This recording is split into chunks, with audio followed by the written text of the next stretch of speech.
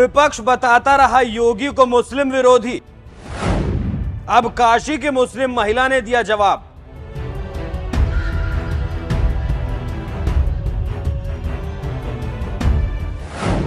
योगी को सन्यासी बताकर बोल दी ऐसी बात, सपा बसपा हो या कांग्रेस सब हो जाएंगे दंग।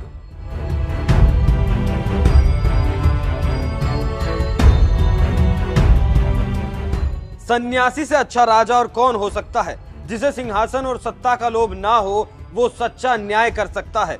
जिसे निजी विलास और काम में आसक्ति नहीं होगी वही एक तपस्वी की भांति दिन रात जन सेवा के कार्य में संलग्न रहेगा।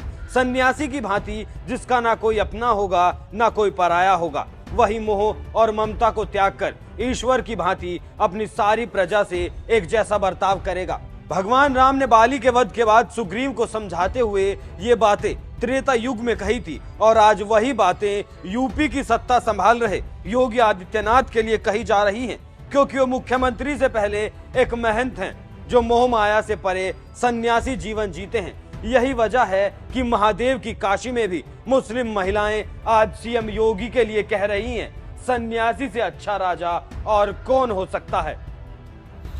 भाई एक सन्यासी से अच्छा राजा कोई हो नहीं सकता जो सारे समाज को लेके चल रहा है। हम माने योगी जी, वो तो दिलों में है।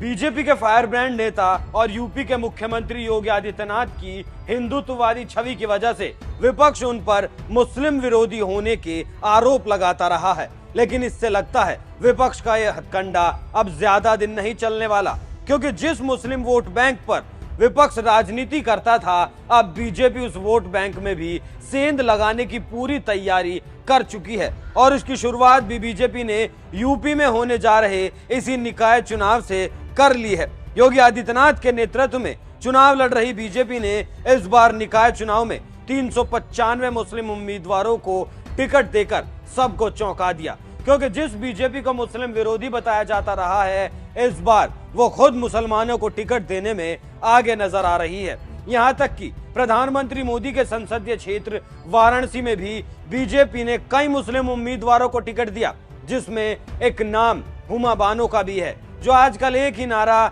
एक ही नाम जय श्री राम के नारों के साथ मुस्लिम बहुल इलाकों में वोट मांगती नजर आती हैं।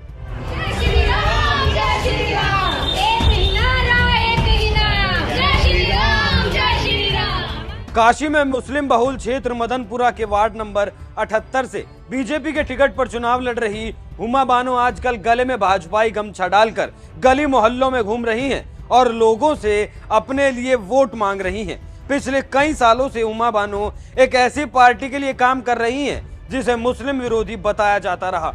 ऐसे में वो बीजेपी से कैसे जुड़ी, इस सवाल का जवाब जब एनएमएफ न्यूज ने उनसे पूछा तो सुनिए हुमा बानो का क्या जवाब था। आपको भाजपा से टिकट मिला है। भाजपा को ऐसा कहा जाता है कि विपक्ष हमेशा आरोप लगाती है कि वो मुस्लिम विरोधी है, तो ऐसे में आपको टिकट दिया है और आप जनता के बीच जा रही हैं, तो लोग कैसे देखते हैं आपको? देखिए, सबसे पहले तो मैं ये कहना चाहूँगी कि मैं अपने आप को भाग्यशाली महसूस कर रही हूँ कि मुझे भाजपा ने अपना टिकट दिया, ठीक है, और वो उसने कुछ सोच समझ के या मेरा काम देख के ही उन्होंने दिया, ऐसे नहीं टिकट किसी में मिल जाता। और दूसरी बात, मैं जिस मदनपुरा वार्ड से लड़ रही हूँ, जनता मुझ पर भरोसा कर रही है और ये ईमानदारी देख रही है कि भाजपा ने काम किया और कुछ पढ़े लिखे शिक्षित मुसलमान इससे जुड़ रहे हैं, क्योंकि काफ़ी तबके के व्यवसायी हैं जो केंद्र सरकार से उनका काम चलता है, तो वो तबका जुड़ रहा है और उनकी सोच में बदलाव है, उनके वक्त में बदलाव है। आज नई राजनीति की भागीदारी भी बनी है। हम बात करेंगे कि आप तो आखिर में मदनपुरा के लोग वोट क्यों दें? क्यों ना दें?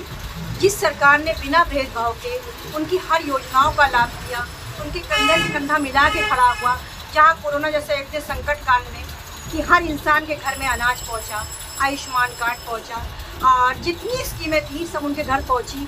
यहाँ तक कि आज यात्री आते हैं बनारस में, खास करके बनारसी व्यवसायी के पास, तो क्यों नहीं समझे।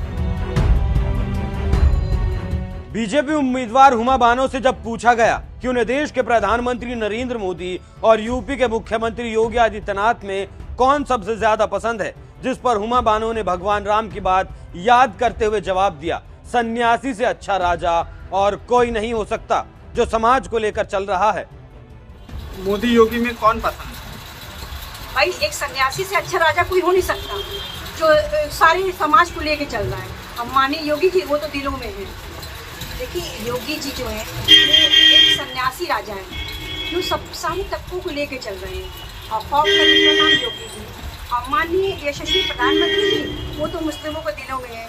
जहाँ की एक ऐसा प्रधानमंत्री जो कि हमारे बनारस का सांसद है और हमारे देश का पीएम, तो इससे बड़ी गर्व की कोई बात ही नहीं हो सकती। और जिन्होंने बिना भेदभाव के हम महिलाओं को समझा, हमारी दयनीय स्थिति को सुधारा, यहाँ तक कि हमें समान अधिकार का हमारे साथ समर्थन किया।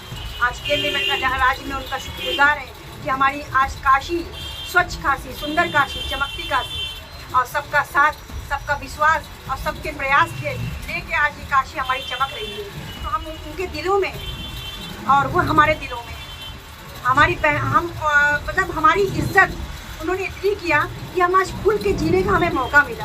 हम जितनी हम अपने देश के पीएम की तारीफ करें कि हम वो हमारे लिए कम है, वो हमारे लिए कोहिनूर है।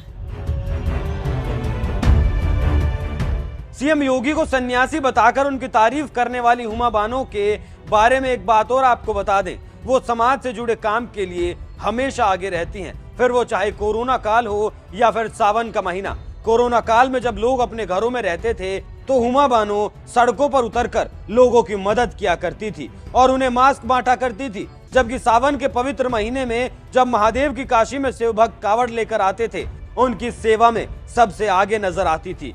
कभी वो कावड़ियों पर फूल बरसाती नजर आती थी तो कभी उन्हें पानी पिलाते हुए देखा जा सकता था। एक मुस्लिम होने के बावजूद जिस तरह से धर्म से परे जाकर हिंदू कावड़ियों की सेवा करते हुए हुमा बानो गंगा जमुनी तहजीब के मिसाल पेश करती हैं, यही उनकी सबसे बड़ी टीआरपी है। और माना ऐसा जा रहा है उनकी यही मेहनत देखकर बीजेपी संगठन ने उन पर भरोसा जताया है और पार्षद का टिकट देकर मैदान में उतारा है। अब देखना यह है कि वो जीत हासिल कर पाती हैं नहीं। बहरहाल मुसलमानों को टिकट देकर उन्हें नेतृत्व देने का काम कर रही योगी सरकार के इस कदम पर आपका क्या कहना है? अपनी राय हमें कमेंट करके जरूर बताएं। काशी के दौरे पर गए सीएम योगी ने इस दौरान क्या कुछ कहा,